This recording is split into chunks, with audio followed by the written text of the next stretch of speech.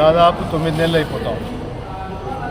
ఈ 9 నెలలు గమనిస్తే ఎలక్షన్లో ఇచ్చిన హామీలంతా మీరు చూస్తుంటే అవన్నీ నెరవేర్చాలని చెప్పేసి వైఎస్ఆర్సీపీ నాయకులు కానీ కార్యకర్తలు కానీ అందరూ అడుగుతారు.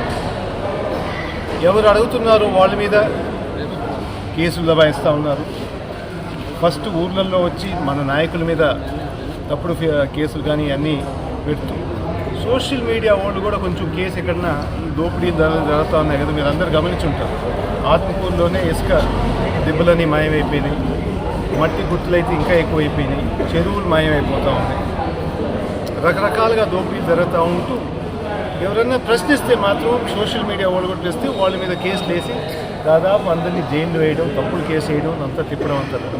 అంటే వాళ్ళ ఆలోచన ఏంటంటే వాళ్ళు చేసే అన్ని తప్పుడు పనులు ఎవరైనా కానీ మాట్లాడితే వాళ్ళ వాయిస్ని మొత్తం ఆపేసి వాళ్ళ తప్పులు ఎక్కడ బయటపడకూడదని చెప్పేసి వాళ్ళు అనుకుంటారు. ఈ మధ్యనే నిన్నే మన నాయకుడు మిర్చి అడుగుపోయి అక్కడ ఉండే పరిస్థితి రైతులకి 20,000 ఉండాల్సిన ధర ఈరోజు 8,000తో ఉంటే అందరు ఇబ్బంది పడుతున్నారు. వాళ్ళ పరిస్థితి చూడని చెప్పేసి పబ్లిక్ కూడా కానీ ప్రభుత్వం కానీ వాళ్ళందరికీ తెలియపరచాలని చెప్పి బయటికి పోతే జెడ్ కేటగిరీ సెక్యూరిటీ అట్లాంటి మనిషి కూడా ఒక్క సింగిల్ పోలీసులు కూడా లేకుండా చేశారు. అంటే ఇప్పుడు మన ప్రభుత్వం అడగాల్సింది ఏంటంటే ఈ విధంగా మీరు మాజీ సీఎం గారికి భద్రత లేకపోతే మామూలు మనిషికి ఏమీ కలుగుతుంది. అందుకు తిరుగుబాటు ఇంకా స్టార్ట్ అయింది, మీరు గమనిస్తున్నారు. ఇంకా ప్రజలు కూడా తిరుగుబాటుకు వచ్చేసారు.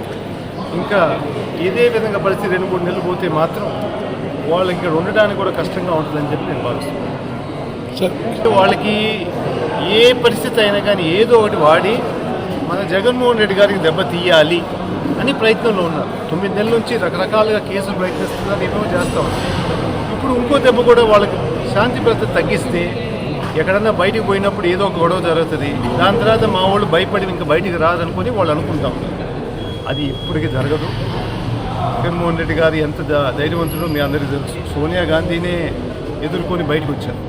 ఆ రోజు ఎంత కష్టమైనా కానీ 16 నెలలు జైల్లో కూడా ఉండి బయటకు వచ్చి మళ్ళీ ఎలక్షన్ గెలిచినాడంటే అది ఆయన సత్తా. ఈయన వీళ్ళకి ఇంకా పూర్తిగా అర్థం కావట్లేదు మన జగన్మోహన్ రెడ్డి గారు. ఆయన ఏదో ఊరినే కొంచెం సెక్యూరిటీ తీసేస్తే భయపడిపోతారు అనుకుంటున్నారు. అది వాళ్ళలాగా కాదు. నా సెక్యూరిటీ ఇస్తే వాళ్ళు పారిపోయే వాళ్ళు జగన్మోహన్ రెడ్డి గారు. తప్పకుండా రాబోయే రోజుల్లో ప్రజలందరూ గమనిస్తున్నారు.